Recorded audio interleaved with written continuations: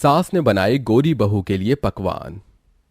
इस काली जेठानी ने घर के काम के चक्कर में मुझे जूस लाकर नहीं दिया ना, अभी बताती हूँ इसे कहाँ है।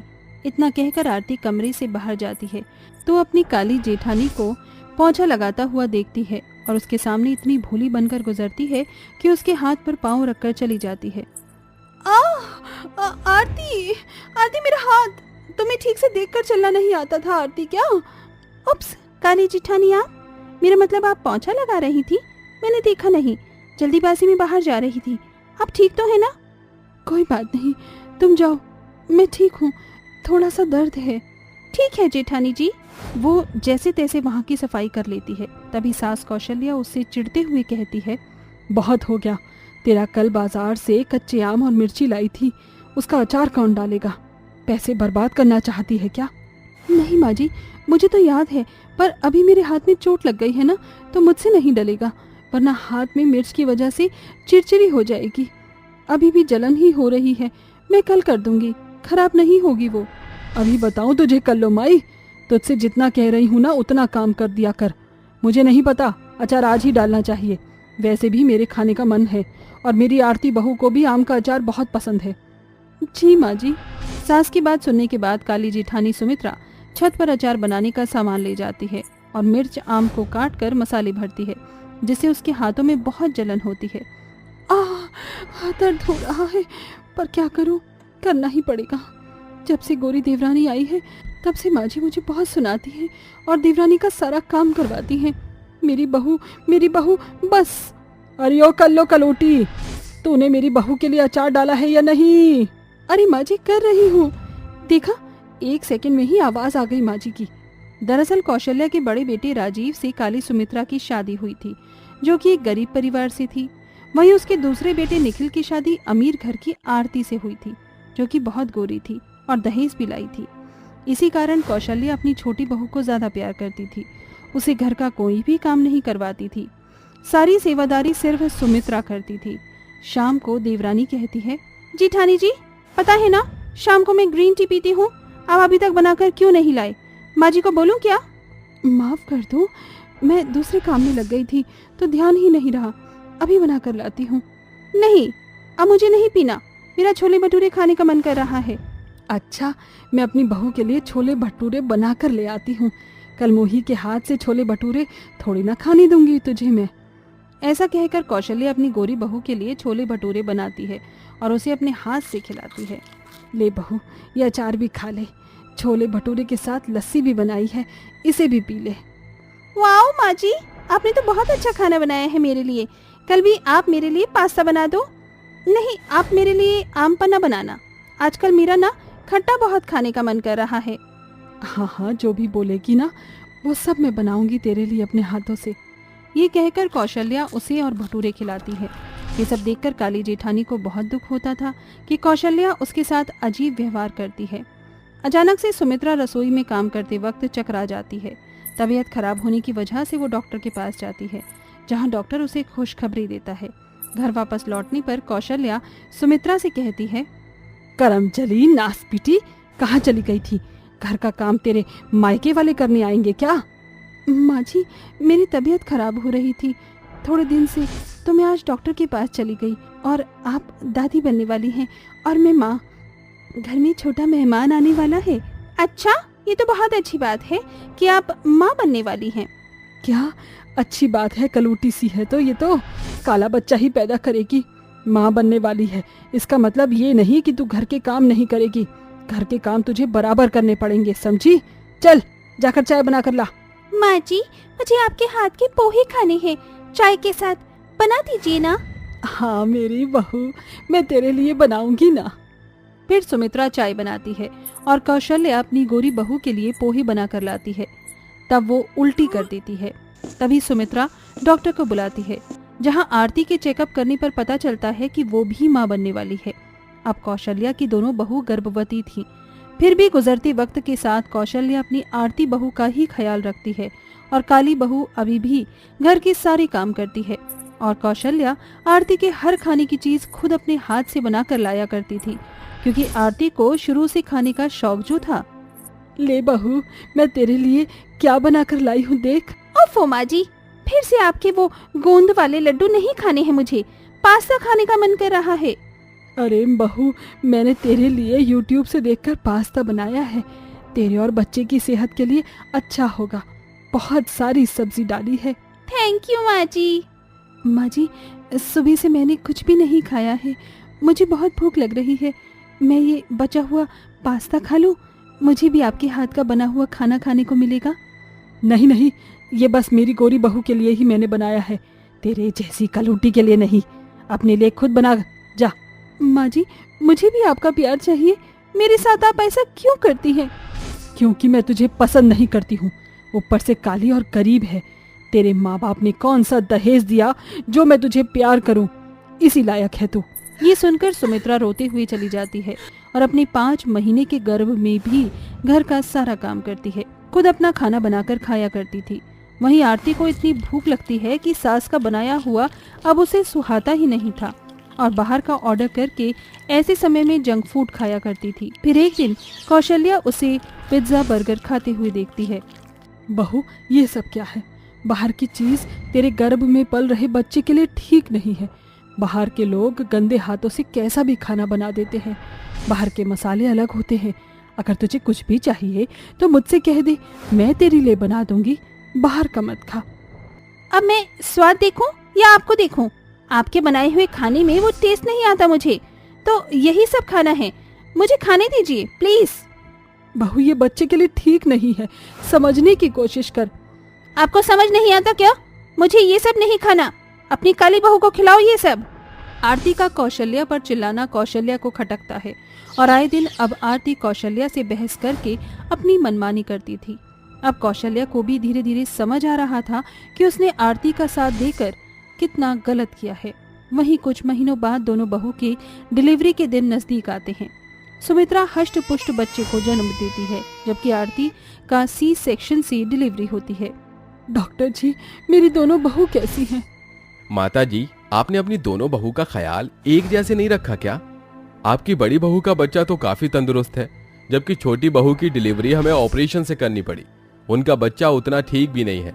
शायद आपने उन्हें हेल्दी खाना नहीं खिलाया है। बच्चे को 10 दिन के लिए ऑब्जर्वेशन में रखना पड़ेगा। क्या? उसी वार्ड में आरती और सुमित्रा ये सुन लेती हैं।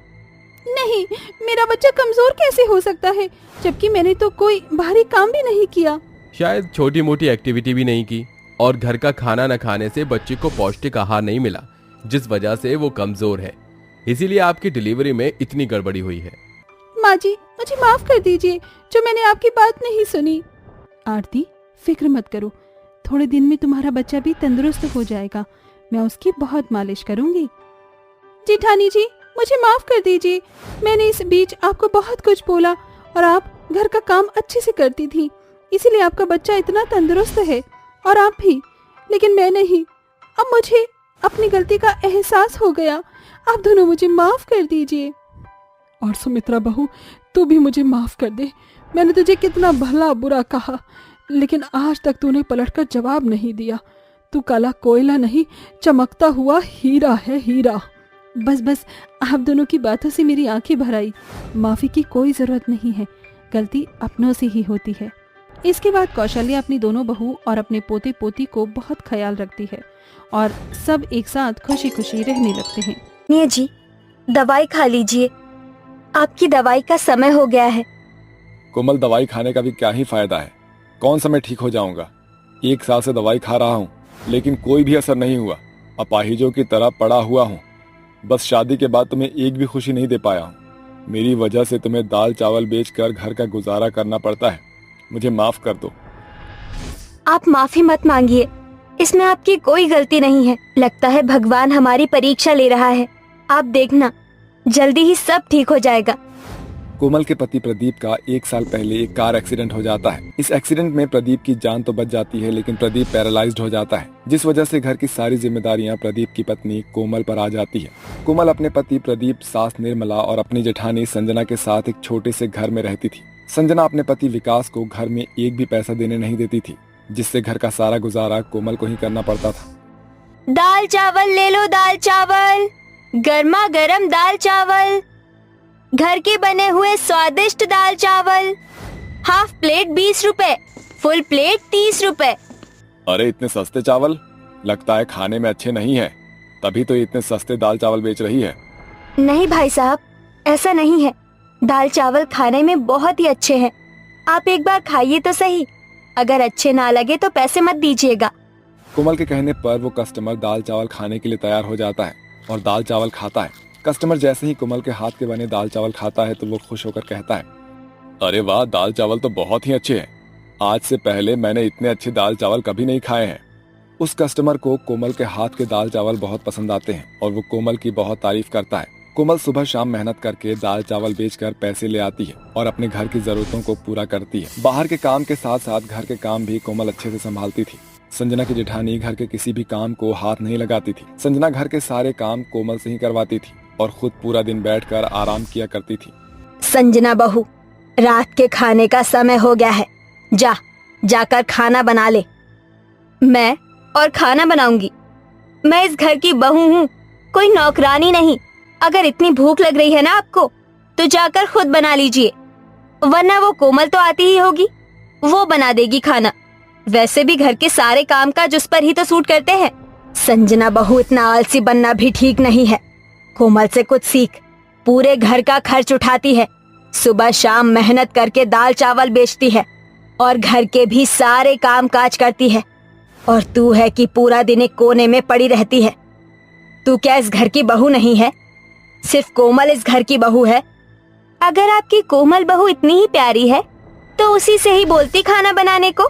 मुझसे क्यों बोल रही हो? हाँ, वो बना लेगी खाना। वो तेरी तरह नहीं है। ना जाने मेरे बेटे पर ऐसा क्या काला जादू कर दिया है कि घर में एक पैसा भी नहीं देता है। मेरा पति दिन रात मेहनत करे, वो भी आपको पैसे देने के लिए। उनके पैसों पर सिर्फ मेरा हक है, ना कि आपका। समझिए आप अब जाइए यहाँ से। मेरा समय बर्बाद मत कीजिए। संजना की बातें सुनकर निर्मला की आंखों में आंसू आ जाते हैं और वो रोते हुए वहाँ से चली जाती है। दूर खड़ी कोमल ये सब देख रही होती है। ये सब देखकर कोमल को बहुत बुरा लगता है, लेकिन वो कुछ भी नहीं कहती। कोमल चुपचाप से जाकर सबके लिए खाना बना देती है। ऐसे ही समय बीतता रहता है। कोमल, मेरे सर में बहुत दर्द हो रहा है, एक कप चाय बना दो। भाभी, मुझे दाल चावल बेचने के लिए जाना है। मेरे ग्राहकों के आने का समय हो गया है। अगर मैं नहीं गई तो मेरा नुकसान हो जाएगा। आप चाय खुद बना लीजिए। तुम्हारी इतनी हिम्मत कि तुम मुझे मना करो। चुपचाप से मेरे लिए चाय बना दो, वरना मैं तुम्हें दाल चावल बेचने के लिए नहीं जाने दूंगी। भाभी, आप तो पूरा दिन घर में कुछ भी काम नहीं करती हो, सिर्फ एक जगह पर बैठी रहती हो। अगर आप खुद के लिए एक कप चाय बना लोगे तो इसमें दिक्कत ही क्या है? मुझे घर का काम भी देखना होता है और बाहर का भी। मुझे बहुत लेट हो रहा है, मैं जा रही हूँ। तुम्हारी इतनी हिम्मत कि तुम मुझसे जुबान लड़ाओगी? संजना कोमल को एक जोरदार थप्पड़ मार देती है, जिससे संजना नीचे गिर जाती है। और संजना यहीं पर नहीं रुकती। संजना बाहर जाकर कोमल के ठेले पर रखे हुए सारे दाल चावल को भी नीचे गिरा देती है, जिससे वो सारा खाना बर्बाद हो जाता है और साथ ही साथ कोमल की मेहनत भी। कोमल ये सब देखकर बहुत रोती है, लेकिन वो जानती थी कि उसके पास रोने का भी समय नहीं है। अगर वो एक दिन भी दाल चावल नहीं बेचेगी तो उसका पूरा परिवार भूखा मर जाएगा। कोमल फिर से दाल चावल बनाती है और ठेले पर ले जाकर बेचने लगती है। कोमल के दाल चावल उसके एरिया में बहुत ज्यादा फेमस होते हैं। कोमल रोज की तरह दाल चावल बेच रही होती है कि तभी कोमल के ठेले के सामने आकर एक बड़ी सी गाड़ी रुकती है। इतनी बड़ी गाड़ी? ऐसी गाड़ी तो मैंने सिर्फ फिल्मों में ही देखी है, लेकिन ये गाड़ी मेरे ठेले के सामने आकर क्यों रुकी है? और इसमें कौन बैठा हुआ है? कोमल इतना बोल ही रही होती है कि तभी गाड़ी में से सेठ सुखीराम नाम का एक होटल का बहुत बड़ा मालिक उतरता है। क्या आपका ही नाम कोमल है? जी हाँ, मेरा ही नाम कोमल है। लेकिन आप कौन? मेरा नाम सेठ सुखीराम है और मैं इस शहर के सबसे बड़े 5 स्टार होटल का मालिक हूँ। मैंने आपके दाल चावल के बारे में बहुत सुना था।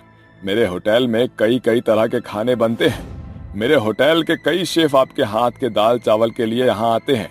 उन्होंने मेरे सामने आकर आपके दाल चावल की खूब तारीफ की है, इसलिए मैंने सोचा कि आपके पास आकर मिलूं आपसे। अगर आप इतने अच्छे दाल चावल बनाती हैं तो आप मेरे होटल में शेफ के तौर पर काम कर सकती हैं। मैं आपको बहुत अच्छी सैलरी दूंगा। सेठ सुखीराम की बात सुनकर कोमल बहुत ही ज्यादा खुश हो जाती है और वो इस काम के लिए हाँ कर देती है। देखते ही देखते अब कोमल के घर की सारी परेशानियां धीरे धीरे खत्म हो जाती है और कोमल अपने पति प्रदीप का भी बहुत अच्छे से इलाज करवाती है, जिस वजह से प्रदीप की भी तबीयत अब ठीक होने लगती है। कुछ ही महीनों में कोमल एक छोटे से घर से एक बड़े से घर में आ जाती है और अपने परिवार वालों के साथ खुशी खुशी रहने लगती है।